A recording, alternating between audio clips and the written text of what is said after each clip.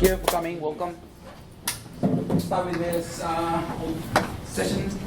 You're here for embracing the modern way using Drupal as headless with Gatsby. You're on the right session. If not, you're more than invited to stay. And I will go to solve what this session is about is how you can use Gatsby or take advantage as Drupal as a backend, as a headless CMS, and use something like Gatsby, which is the React project or Node.js project to render your site. So we're going to see the difference between using a monolithic CMS, which is in this case something like Drupal, versus doing something like headless, fully decoupled. And we'll also mention some of the options you have, which in this case you can do like traditional CMS, which is basically your Drupal site is always alive, and you can have this React app pulling data live, or in this case of Gatsby is different. So we'll see how this looks like. So again, thank you for coming. My name is Jesus Manuel Olivas. You can find me as JMOLIVAS on Twitter, GitHub, Drupal, my blog, and all the different places. There's even a Slack, Drupal Slack channel, Discord, Gatsby Discord channel. And that's it. Well, I live and born in a place called Mexicali. It's just by the very border of the US in a city called Calexico. And this is pretty cool because Mexicali is called Mexicali because Mexico and California, they took, letters from both words. And same as Calexico. Calexico is the US part of the border. And it's Cali for California and Mexico, which is pretty cool. And it's a really tiny town. But it's great, and we are pretty close. It's like 2 hours from San Diego, going down the mountains. And who we are? I'm a co-founder of a company who's called We Know. We are in all these different countries, mostly Latin America. We have a few people in France, Spain, and one of my business partners lives in Tasmania. It's the very south of the very south, actually. And yeah, we have people mostly in Mexico and Costa Rica, which is the headquarters, is the office. You have to go to Costa Rica, it's beautiful. We just had the camp last week, so maybe next year we go. And we start doing Drupal only Drupal word. We used to call name ourselves as a Drupal shop, the same way you say, oh, I'm a Drupal developer. But 3 years ago we decided to invest in other technologies, and we decided to go or move to the JavaScript world because it was huge. It was great projects. In this case, we are investing a lot on React and Gatsby. We do some Meteor and Vulkan.js development as well, but mostly React, Gatsby. Talking about JavaScript, and the other side, we're still doing a lot of Drupal, and we contribute a lot. Three of the main maintainers of this project. How many of you are aware of this logo, Drupal console? Have you used that? It helped you? Great. Okay. Well, we created this project 5 years ago, something like that. It's CLI. Helps you to generate code. Helps you to debug the system. Helps you to install all the daily tasks on your Drupal site. And has all these many downloads, which is incredible. We respect that. So thank you.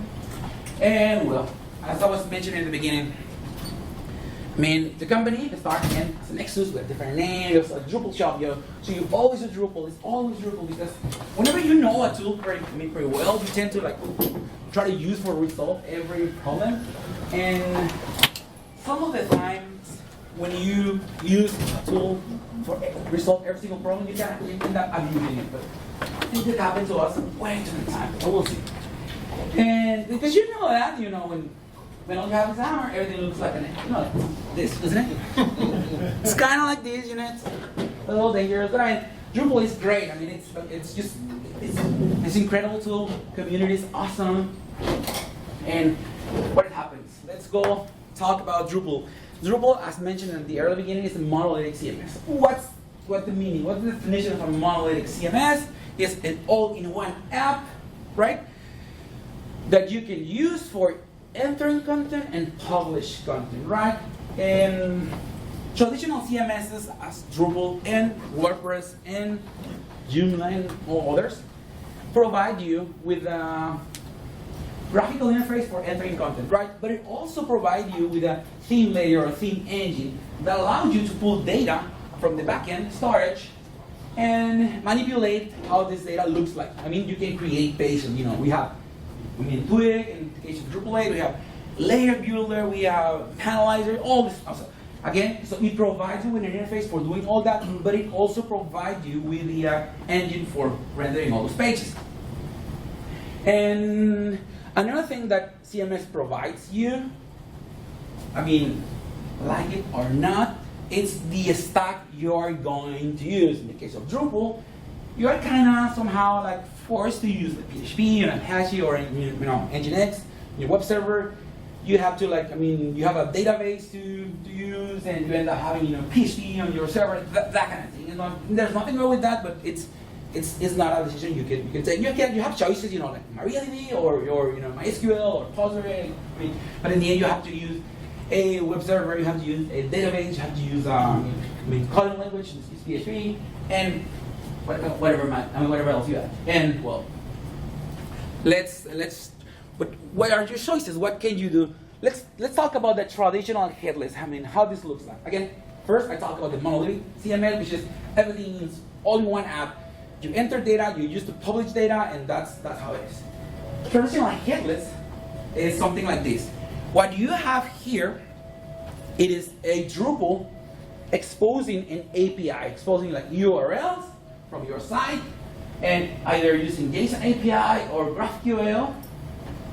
And it means the data from your Drupal site will be exposed to a URL, and that data is in the JSON format. And it's not something we can show the user. Well, we can. I mean, they will have a hard time reading that. But that's language a machine can understand. So you can use another tool, like in this case, I'm showing you React or Vue, to work or to make the to present data, and create your pages. In this case, what we have is this Drupal site that it's alive, and we have this React or Vue application that is consuming data from the site. So I have, let's say, I have someone entering data on my Drupal site, then I have this React or Vue application pulling data via an API and rendering pages, right? But what happens here, I still need to have my Drupal site alive because it's consuming data from there. So guess what is going to happen when our next Drupal get on, Drupal get on 4, or which number are we at this very moment? It happens, you have to take care of solving that issue, right? Another thing that happens when you use a monolithic CMS, you have some challenges. In this case, you have to worry about performance. Even when Drupal is great, talking about caching and how all these caching layers that you can take advantage, and there's more tools you can put on your server, on your infrastructure, or use something, like a platform that is tailored to that kind of thing, hosting Drupal site. It also, there's something you have to worry about, reliability. The more pieces you have in your stack, the most pieces you have to take care of, and making sure everything is working, is functional, like I have a web server, I have the database, I have this varnish, and like Redis for this, and whatever. And again, you have to worry about security. What if a new Drupal get on happens and you are, on a vacation, so with your family or playing with your kids, or doing something else, enjoying your life. You have to, someone on that company, on that, the one in charge of that site, have to update the site. And what's going to happen, it's like everyone within Drupal communities fighting for downloading all those composer packages, and sometimes Drupal.org goes down and you cannot update your site. That's fine. That happens. And again, finally, you have to worry about hosting. You have to get your site, have your site running somewhere connected on the internet. You can have it at home, and it's gonna be complicated. And you have to pay for it, and hosting in Drupal is not that really cheap. And talking about performance, what happens when someone loads a page in your site? What happens is someone opened the browser or the phone or whatever, or might be doing a request to a URL, JSON API, right? And from a React application. So someone calls a URL in your site, either page or the JSON response, whatever. what it's going to happen, it's this communication is going to travel to the server, and then the server, okay, that's fine, this is, send it to Drupal, Drupal send it to the database, because whenever you need to find a route, Drupal has to figure out, is this route valid? This user has access for the route, and can I provide this data? And then that kind of thing, in every field, all that. So the route should be valid, Drupal should bootstrap, the web server does this work, right? It's right here. Then the database returns data to Drupal, then Drupal uses TUI for manipulate all this data, and then create a page for you, send it to the server, and the server finally send it to the user. All this trip takes seconds. How many of you have seen a Drupal site loading in, like 7 seconds? This experience is horrible. There's way too many things to do to improve. That's true. But you have to worry about those, right? You have to know how to fix those things. And how about reliability? Remember what I told you? You are kind of in need of use any of those tools, either one or two or both. Why not? For statics, the other one for serving your site. Then you require a storage mechanism engine. We have MySQL, like Maria or Postgre, whatever, and you need PHP. This is the most basic stack you need for your site. But what if you just speed up your site? So you end up adding more pieces to the equation. In this case, let's add Redis for like sessions and things with like key value with storage, and Varnish for making my site faster. But what if I want to go into the traditional headless? Oh, now I need nodes running my server probably, and have seen this. People caching. Some of the data on MongoDB or any other like NoSQL, like Firebase or any other NoSQL storage, in order to avoid going to Drupal and doing all the trip back and forward. And what if? Then you can probably go further than that, and let's use GraphQL to expose the data. And I have seen installations like this. As an engineer, this is great, having something like RabbitMQ to doing all your queuing all your tasks. But you know how complex this thing is getting, right? In order to just sometimes getting a site running. And again, going back to the security, remember what I told you? So the most pieces your stack has, the more dependencies your platform or your stack has, is the more things you have to worry about. And you have to worry about Drupal, custom modules, and those modules has custom third-party dependencies. So it's like you download something, like PayPal or Mailchimp. Those modules, you get those files in the system, right? But you also get third-party libraries to connecting to those external APIs. So again, there's more things you have to worry about. And what about hosting? As I was mentioning managing a complex stack, it's not an easy task. It requires knowledge of managing all those servers, or databases, caching layer DNS, or just basically pay someone else to do that. If you are hosting your site, maybe you want to try something like that. And the more complex your stack is to support your production site, in the end, the more expensive it will be, right? But there's anything else we can use. Again, there's nothing wrong with Drupal, right? I've loved Drupal, been doing Drupal for so many years. There are some sites that maybe don't require all this complexity. Maybe if you don't have any users to be that will be logged in the system, if you need a page that at some point you don't require to publish like every other minute, can you use something else? Yes. There's something called static site generators. And this is like, web development 101. Remember back in the day when you used to use HTML, CSS, and JavaScript for creating your pages? And maybe use something like text editor, or something like, what was at that point? Dreamweaver, or front page, people complain about front page, but now every one of us use VS Code, probably it's the same tool, they just, facelift it. That's not right. And because it's the same company, right? And talking about static site generators, we have Hugo. This is the most famous one.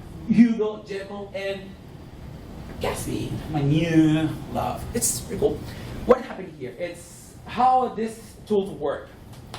The difference between HTML, CSS, and JavaScript files for building your site against a static site generator is a static site generator provides you with a build process that takes care of rendering or pre-rendering all of your files that your site requires. It means you run a process, this process do whatever it needs to do, pull data from different places, and create all these files for you, all these HTML, CSS, and JavaScript files. It's kind of pre-rendering your site, and you can serve your site from those files, right? It's like caching your site. Because what do we end up doing by adding Varnish and Redis and Memcache and all these, all those caching layers? We are trying to serve a static site. We are trying to avoid the user to do the whole trip to go into the database, pulling the data, right? So what we are doing with our static site generator is pre-render the site. Basically, instead of doing the whole process of caching and adding more extra caching layers for saving a static site, you serve in a static site from the early beginning.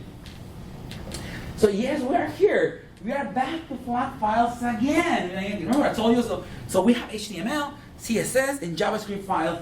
And again, the difference with all the HTML, CSS, JavaScript files is like there is a build process on those static site generators that allow you to pull data and pre-render the site. And we even, talking about like plain sites, we also have a site. We built a site the other day, and we decided to not use JavaScript. We're like, let's try something without JavaScript, just a landing page, and then we have this form submission. Like we end up using something like a serverless, endpoint to process the forms. But the funny thing is, we were thinking about, should we? We didn't want to use JavaScript, and then like how we call this endpoint without doing Axios or request. So we just create a server, then the serverless function, just put it on the form tag, post. So the form you submit the form gets submitted to the server, to the serverless endpoint, and that returns to the URL, to a different URL. Thank you, blah, blah, blah. And this is, thank you for the submission.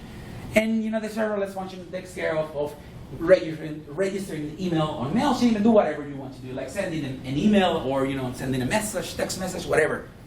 But again, it's like, we tried to do that and it was for fun, but it's a landing page. And the thing is, like, again, we're trying to go that far.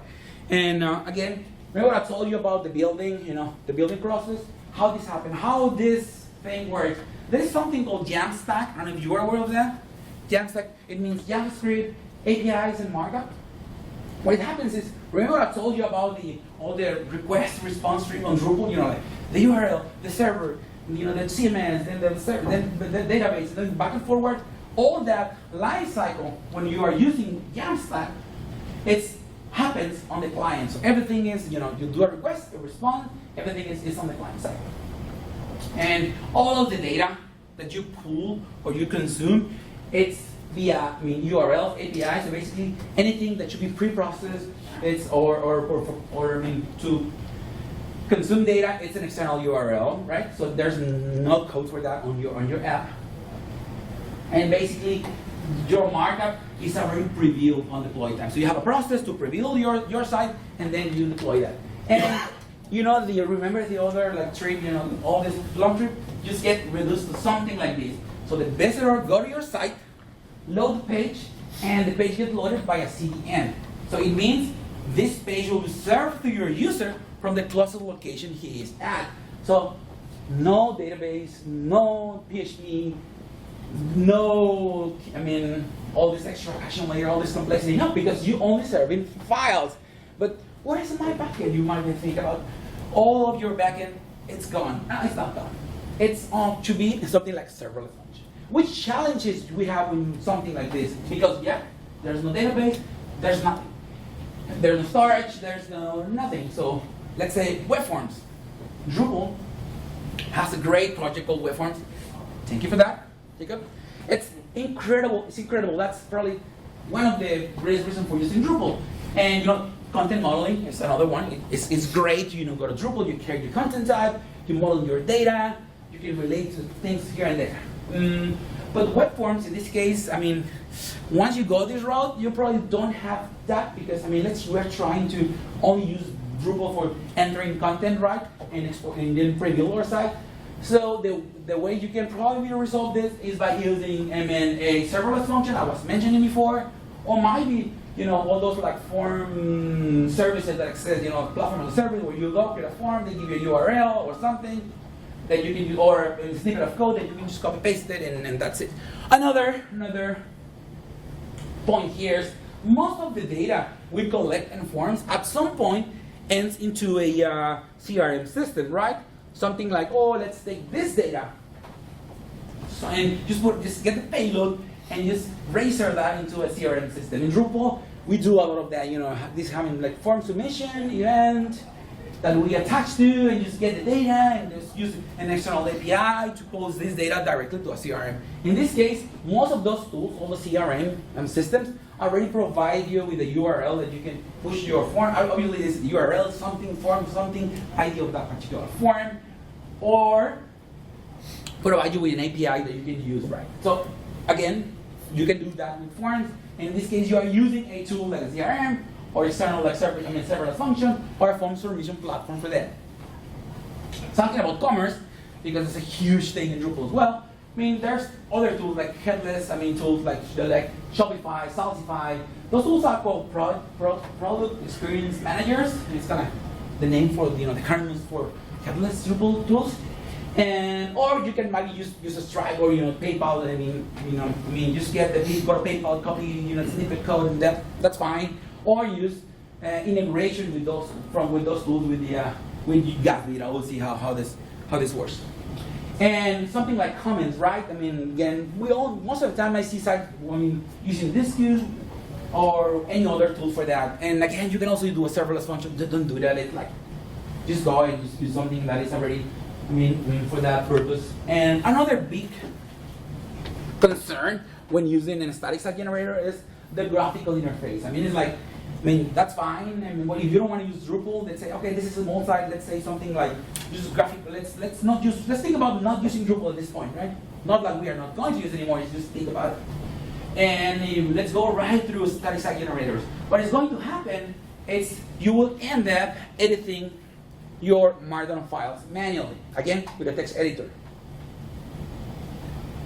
But that's a little complicated. You cannot tell your client, go to a terminal, open Beam or something else, and change things here. Then save, and then they will live in Beam forever because they won't be able to exit.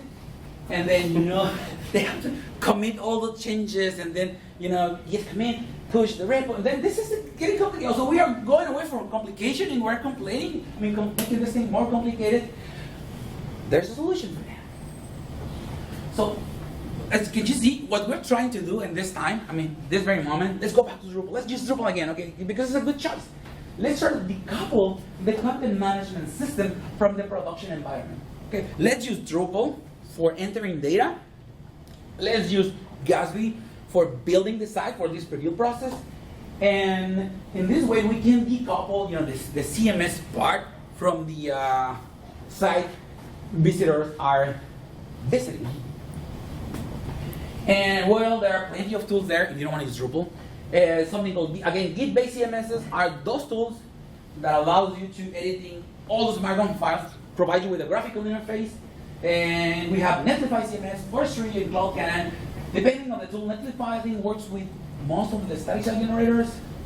I could be wrong, but I think Cloud Cannon, it works only, it was at the beginning, with Jekyll. Not sure if I'm at this very moment. And Forestry, if I'm not wrong, they support Hugo, Jekyll, and I saw on their site they were trying to support Gatsby. I haven't visited the sites in a while, so probably they add support for those different tools. And then we have this other kind of tool called headless CMSs. You see, it's like a Drupal without Drupal. It's like a tool that allows you to do content modeling. So we have Contentful, we have Sanity, we have CMS. There's a lot of those systems. And we have something. We're building something called Blaze, which is kind of hybrid CMS, which is something between Git-based and headless. So allows you to edit. Allows you to editing all your Markdown files, but it also provides you the data via endpoints, GraphQL endpoints. So that's why we call this hybrid CMS.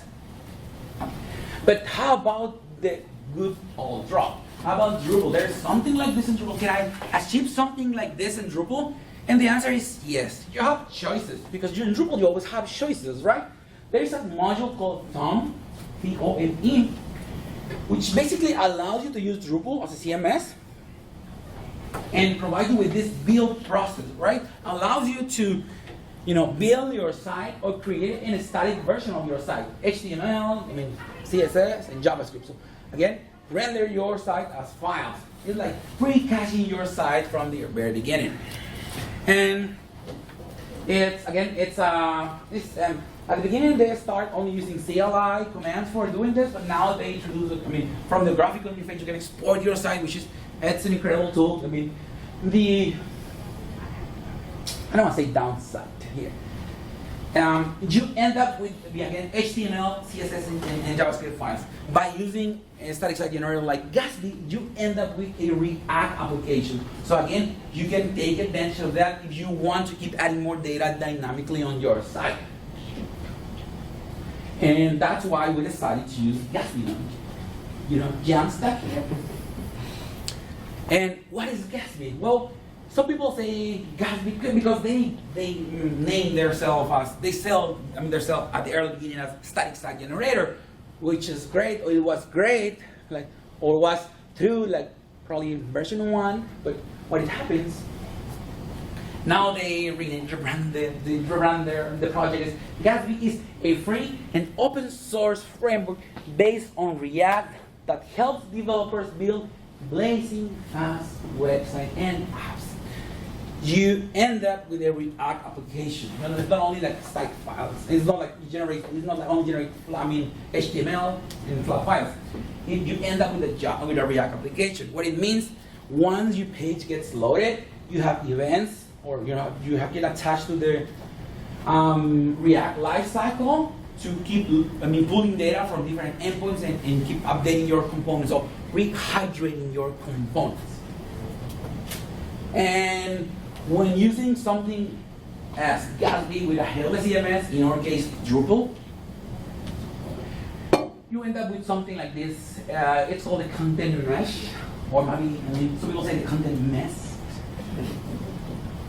Because you end up using a lot of tools here and there, and it's at some point it looks a little more complicated, but I'll explain you what happens. So you provide a headless CMS for the editorial experience, right? To allow users to enter content. And you use Drupal for creating your content models, right? You're going to do the content modeling, so create content types, add fields, make all those fields related to other fields, taxonomies, all the things that Drupal is great at.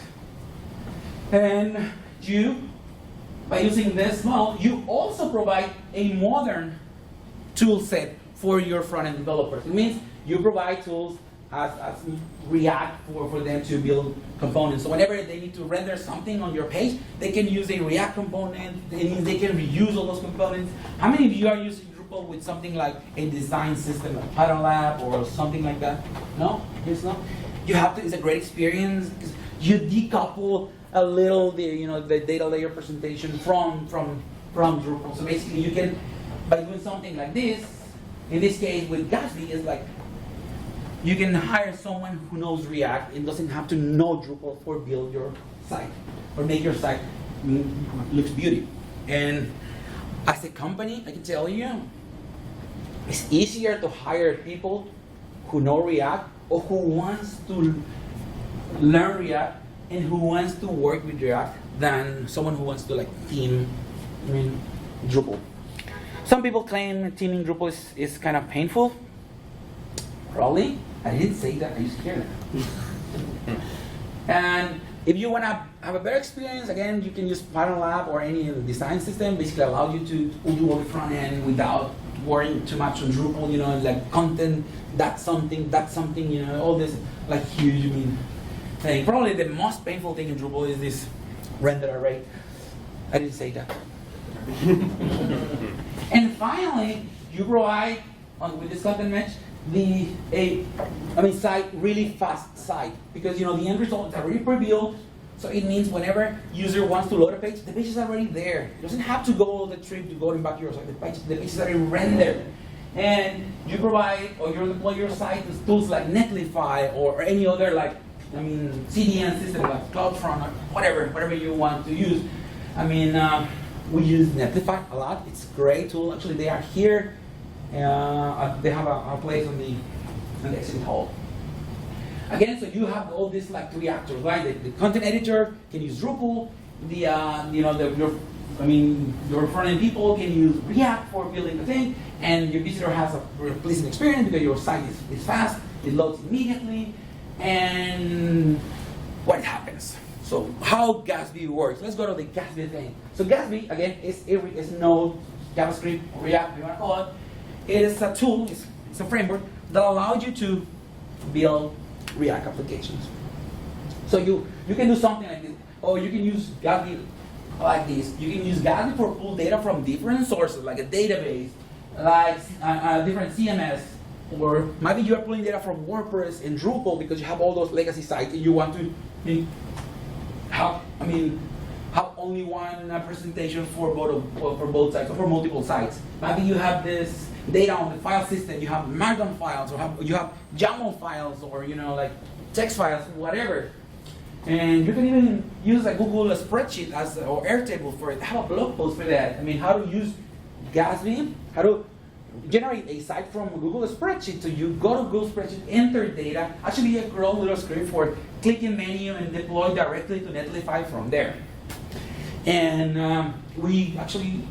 and that site was created because I run a local meetup in my city, and we got invited by university for doing a couple of sessions, and we decided to build a site on Gatsby as an exercise, and we build it like that.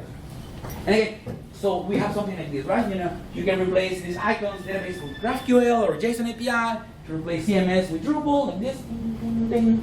And again, it gets all this data. What it happens with Gatsby is pull data from different places and sources and creates for you a GraphQL, in memory, which is only available on development and build time. And you can use all the data on this GraphQL, so you can consume or query the data from one single place, from this GraphQL endpoint. And finally, allow you to deploy, after the build, you have some files, you just get those files deployed to something like CDN or Firebase again or whatever, and you have a site. But what if I want to do this with Drupal? Well, obviously you need a Drupal site. So we created this Drupal Boina distribution, which is a plain vanilla composer file which only takes care of pulling Drupal dependencies, Drupal core, and some other dependencies, and just a few configuration files to provide you with a site which is a JSON API ready, and it also has some other modules that I'll mention in a few. So just git clone it, copy the env file, and you can run Docker Compose exec PHP something like that, or Docker Compose app and Docker exec something, or just install Ahoy on your computer. Please do that. Ahoy is kind of like, how many of you use something like DDev or Lando or, well, you know what those tools are? Just a wrapper on top of Docker Compose. If you feel comfortable with Docker already, I highly recommend you to try Ahoy. And not our only wrappers. They also provide a lot of things. Connect to their system, which is, something like, I know DDev has their own tooling, so you can deploy for them. I know Pantheon is really great integration with the Lando, who before was named Colabox, something like that. So whenever you are working with those platforms, and those tools are great for that, because it allows you to connect those things, because have really nice integration. But again, if you feel comfortable with Docker and Docker Compose files, you can go try this. And well, we also created this Gatsby Starter, which is basically a Gatsby site that can read data from this Drupal site and build a site for you. And again, just copy the env and just run Gatsby develop, which is basically, after running Gatsby develop, you will have a Gatsby running on your local computer. And this is pulling data from this URL, which is in this case is something we configure on this env file. And or you can use instead of using the starter, you can use the theme. Gatsby has something called theme, which is great. It's basically something like a distribution or set of components and configurations you can share across multiple projects. So you can, I mean, instead of getting the whole starter, you already have a Gatsby site, you use as theme, and that's it. Well, which plugins? Same as Drupal, Gatsby has a great ecosystem of, contributed plugins in this case. So remember that there's a module for that, there's a plugin for that. The most common use plugins within Gatsby is obviously Gatsby source Drupal, because you need to pull, or in our example on what I'm talking here, you need to pull data from Drupal. So there is a source plugin for that. The same way they have a source plugin for Google, like spreadsheets, or for WordPress, or file system, or whatever, or you can write your own. Gatsby Transformer Remark. Gatsby works better with Markdown content, because read all this Markdown content and convert into, transform into HTML. And within this transformation process, if you have images there, it creates all this like different image styles for you. You know what I find out when I start using Gatsby? It looks a lot like Drupal. Allows me to pull data from different sources. When I see that migration, and allows me to create all these different media styles. Yeah, I think I saw that in Drupal. And the reason is the guy who created Drupal, Gatsby, he was a Drupal developer. I think he used to work for Pantheon, and if I am not wrong, he wrote the first Pantheon dashboard. Well, Gatsby Remark images, again, this is the one who takes care of all these different image styles. External links, there's a module in Drupal for something like this, external links, something like that, that whenever you click a link, opens a new tab for you. Well, there's a plugin for that in Gatsby. It's called Gatsby Remarks and Links. And again, there's way too many plugins. If you need to see, SEO, there is plugin React Helmet. But how about Drupal? Well, as I told you before, Gatsby works better with Markdown. And unfortunately, Drupal out of the box didn't store data as Markdown. How can you do that? Well, we create a module. It's an integration with this editor. It's called, I don't know how to pronounce this. TUI. How do you pronounce this? TUI? It's Toast UI editor. They split TUI. I don't know. Well, this module, it's an integration with that tool, which is basically a WYSIWYG that allows you to either go, using like writing Markdown here, or just going right through the WYSIWYG mode where you can add things here and there. But what else? Whenever you add a Drupal, but there's something that's, you don't have fix, and we got to fix it for now. So there is, whenever you add an image from Drupal, you don't know where those images are, and you don't have to know this path. So this module has an integration with media. So you click this little icon, then the Drupal media browser shows apps. So you can select the image from there. You just click add, and this get added as a Markdown. And what if you want to deploy your site, build your site from Drupal? Because let's say I want to deploy this site to Netlify, but I don't want to go to Netlify and deploy the site whenever I'm changing something. I change something, and then I have to deploy the site. Let me go to Netlify. No, you don't have to do that. We also created a module. It's called BuildBox. Actually, I think now it's being maintained for Wonder Crowd company, this company in Europe. They said, "Oh, we want to extend your module and make it better." Go for it. They add integrations for Circle CI, Netlify, way too many things. So actually, I kind of feel sad because it's basically they just regrow things like. That's why we said, "Oh, you deserve this better than us. We don't have enough time at this very moment." But again, this module allows you to build your site. So basically, it allows you to configure whenever you hit save your node, run this build process on Netlify for you. Or you just go to the menu and just click something and then deploy. But going back to the thing, so we are trying to use Drupal as a headless CMS. But at this very moment, what is gone? What's no longer there, or why I cannot take advantage of? Well, obviously today because we are using React for components for the rendering part. the render array, which is being great and serving, incredible, and it's gone because, you are not using the T layer. Again, all this team processing and events, all that, well, you won't be using those because, again, all the presentation layer will take care on Gatsby.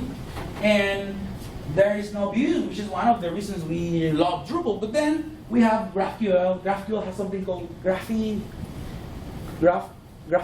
I don't know how you pronounce that.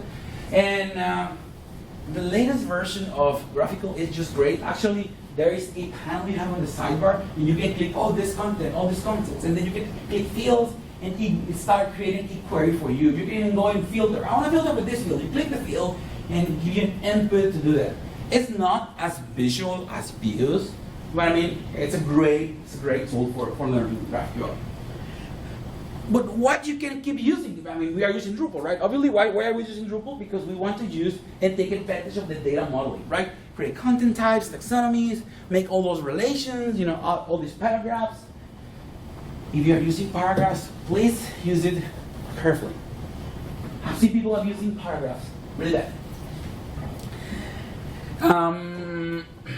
We keep using Drupal because of the graphical interface for editing content, right? Because allow us to edit content through a graphical interface. We can keep using Drupal and taking advantage of revisions. We can keep using Drupal and taking advantage of content moderation, all this workflow, and scheduling content publication, and all the beauty that Drupal provides out of the box. Modules as Path Auto, you can keep using those, make sure Drupal is the one who created the URLs, and then you read those within Gatsby and create your pages with those URLs. So you don't have to manually, enter all those URLs. And we use a lot the site settings module to expose arbitrary data, so we create this entity with this module. It allows you to enter, share data across your site. Because site information, all the data that is part of Drupal is not available to JSON API. So we use this tool for doing, that sharing the data. And what is end up happening here? So we have Drupal exposing either JSON API or GraphQL. We have Gatsby as a tool that's pulling data, run a build process, and end up with a React application. Again, what's the benefit of the React application? I can take advantage of the lifecycle, the component mount, which is the longer name that is called use effect or something like that. And you have a React app. And at this very moment, you don't have to do that, but you can. Remember the last Drupal getter? It happens, and then this thing. And I told one of my guys, can you just go to whatever the sites are, either I don't care, and just turn off either the droplets or or just stop the infrastructure from running, because this site is a Gatsby site. It doesn't require Drupal to be alive, because once the site is built, you don't need this. And you know what? The benefit of this is not about not using Drupal. It's you don't have to host your Drupal site on production, right? So it means you don't have to. Either maintain the site or paying incredible amounts of money for the site, or investing a lot of incredible amount of time to make it the site. Keep it a site alive. And again, you have to choose the right tool for the job. Again, there is a tool. There's a site that makes sense to make it a Gatsby, make it Gatsby. There's a site who makes sense do it in Drupal, do it in Drupal. There's a site that makes sense do it in Contentful, or just Markdown files. Do that. Let me show you a demo. I think we still have a few minutes or not. Show a little demo. So we have a site. This is a Drupal site. I already add this image to this. And I have the content editor here. I add an image as well. This is the module that I was telling you. I can go here, typing things, or if I'm kind of, I like hacking things, I can go. La la la. It's here. It's a preview. It's an instant preview. It's there. Or you can just go straight and use again as use the WYSIWYG if you want to. It's fine if you don't know Markdown, or you don't have to learn Markdown, you don't have to. And you can use, again, tags, we are tagging using all the Drupal content model we're tagging. We can relate content here, so I can use Drupal to provide the data, you know, telling me this is not this related to this other one. And then I hit go and publish. So I'm saving this. Again, I'm saving this within my Drupal, so this hasn't touched my site anymore. I mean, at all, at this very moment. And my site is here. And that's what happens when you run something for a demo in like $10 Droplet. That's why hosting Drupal is a little expensive. That's fine, it's saving. This is my blog. So we built this Drupal, like multi-site Drupal, where we have one Drupal site and one Gatsby theme, and we create like multiple sites. Sounds familiar? Sounds like a site factory thing. It's reacting. It's not ready yet. It will be. Might be bad cat. It's not Blaze, it's something else. Well, this is my Drupal, my Gatsby site. And this is, let's see how Drupal is going. Oh, finally. It saved content. So if I go here, I will see the content within Drupal.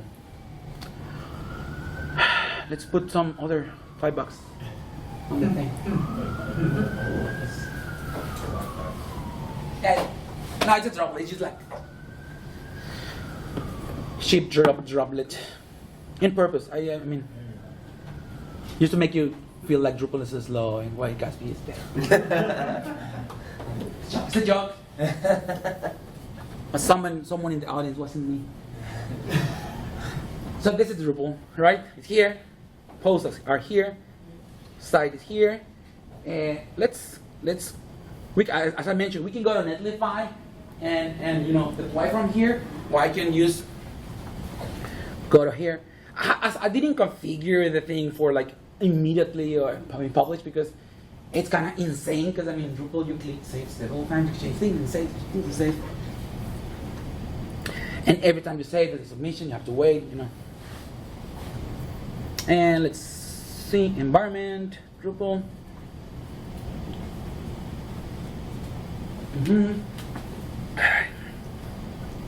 Starting deployment. And it's about telling me, something like deploy was run, trigger. Actually, the latest version of this, I might be wrong, but I think so. I saw some screens on the module. Again, one of the girls doing an amazing job with that module. I'm also looking for a maintainer for the editor. If someone wants to maintain the thing, you know me.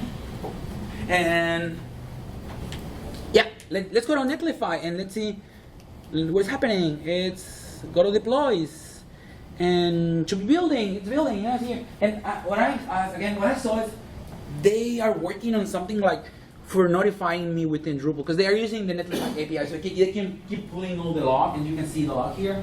That's what I saw, some screens and some conversations and discussions on the issues, I think that would be great. And once the build is happening, you don't have to click here and see, all this kind of craziness. It's Gatsby is running, it's telling me something like it started and loading plugins and remember what I told you about the images? Drupal use this path for images. Sites. This is a multi-site. So remember I told you. Then files and images, and Gatsby have no idea what this path is. Gatsby doesn't care about Drupal files. So we created a Gatsby plugin to transform and map all those files to valid like Gatsby paths. Because Gatsby source plugin takes care of pulling all the data from Drupal, but also all the files, and download all those files in the system for you. But those files are located in a different path. And that's why we wrote this plugin, which is basically you use our theme or Drupal, the starter, Gatsby starter, sorry. You will be able out of the box that you have to worry. So all the images get automatically mapped for you, and it's telling me, it's happening. It's creating pages, and it's done. No, it's not done. It's still pulling data. Redirect.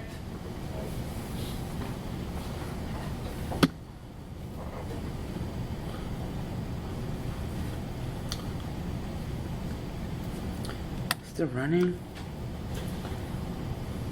I think I need a faster Drupal site.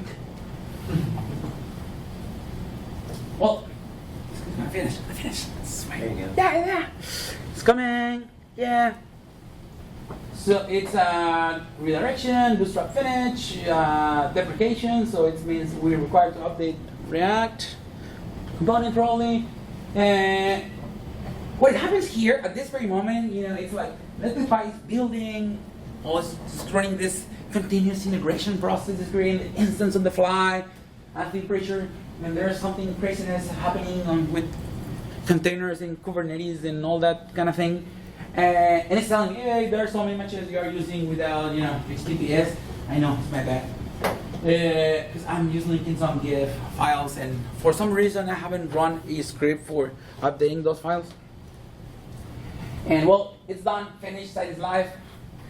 It provides, every single build on Netlify provides you with the URL that you can visit, so you can see your site. And it's here. Now, as you can see, the post is here. I can click this here, and this is, this is, look at this. What happened with Gatsby? Again, whenever you are using an image, or the reason for using Gatsby for image login, it creates all the different versions from the image, like this. All these different images are create a different version of your image, different media styles for you, and serve you the image that based on the view display, or you're using a phone or a computer or whatever. And another thing about Gatsby, and the reason why it's so fast, is because, and there's another thing about, so whenever you are navigating URLs, and all those URLs are within that display view of the page, guess what? They start preloading all the data, start preloading all the next page you are going to use. So whenever you click this URL, it's already downloaded for you. So you don't have to download, because it was in advance. So whenever there's a new link, if you go and open the network tab, the network tab on your browser, you will see it's doing all this, calling all the data, all the links, all the content that gets full. And well, that's my blog. I invite you to read. There's some serverless thing coming. There's some Gatsby, a lot of Gatsby content happening here. And this is the blog post I was telling you about using a Google spreadsheet for content. And let me go back, and I think that's all I have. And again, choose the right tool for the job. If there's a Drupal site, go Drupal. There's nothing wrong with Drupal. It's just great. It's an amazing tool. The community is awesome. But if there's something you can use, or maybe you want to try, guys, just go ahead and give it a try. And I know the DDEP, tool, hosting provides Gatsby, export Gatsby. Yeah, right. That's same thing as Netlify. You can just get your files, put it there. So I'm pretty sure a lot of the hosting companies are gonna start, looking at this, because again, there's a huge, movement about Jamstack and about all this, static site, movement, static site generator and all those tools. So I don't know if we have time, but questions? Yes? No? I asked you yesterday about Blaze, and I was asking about revisioning and stuff like that, and then you showed, so you're not, I like how flexible you are. It doesn't matter what CMS it is, it depends, it's the right tool for the job. Right? If I wasn't me, I'd go up here and say, forget about Drupal, forget about everything, just Blaze. Blaze is the next thing, It's a Git-based CMS, it's a headless CMS, in reality, there are sites that you will be able to build with Blaze, because Blaze allows you to do content modeling. Yeah, Blaze allows to provide you a graphical interface, but it's not for every single thing. Yes. Is your next CMS going to be called Blaze? It's going to serve the Google Sheets. and also Gatsby, Yeah. Gatsby. Let me see. If the name is you get that domain name right now. pitch me more names.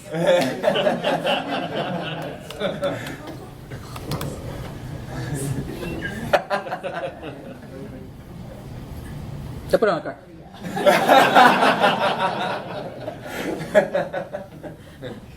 It's just a matter of clicking here, huh? If you don't buy it now, some domain squatter is going to have it in about 20 minutes. So. Now you put some pressure on this. More questions? Enter your credit card right in front of everything. Just go PayPal. It's already configured. Just use an external API for the payment. Use PayPal. More questions? What about for these people who aren't on Drupal 8? These crazy people who aren't messing around with Drupal 8 and they want to use like, I don't know, Drupal 6 and Gatsby. Drupal 7. Actually, Yeah, there you go, Drupal 4. you at that point you might be want to just export your content out of Drupal and use Gatsby. I have blog posts for that. But those blog posts aren't within the company site. And how to export your Drupal 7 content to Markdown files, how to export your Drupal 8 content to Markdown files. You can do that. That's another option. I mean, because the endpoints in Drupal 6 or in 7 are not, I mean, you have to like grow those. And then the source plugin, that's why it says log, I'm logged in. The source plugin, it doesn't, I mean, on Gatsby it doesn't exist because, you know, it's based on the endpoints it's consuming, so Right. you can probably, You'd have to write your own. yeah, maybe, I mean, the easiest thing is just expose a GraphQL endpoint from that Drupal 6 and 7. And just, because if it's a GraphQL, Gatsby has this GraphQL source plugin, which is like basically anything coming from GraphQL. Gotcha. So it's here, you know how to export your content from Drupal 8 to Markdown files, and the one for somewhere from around here, this 1.7. So, thank you. Thanks.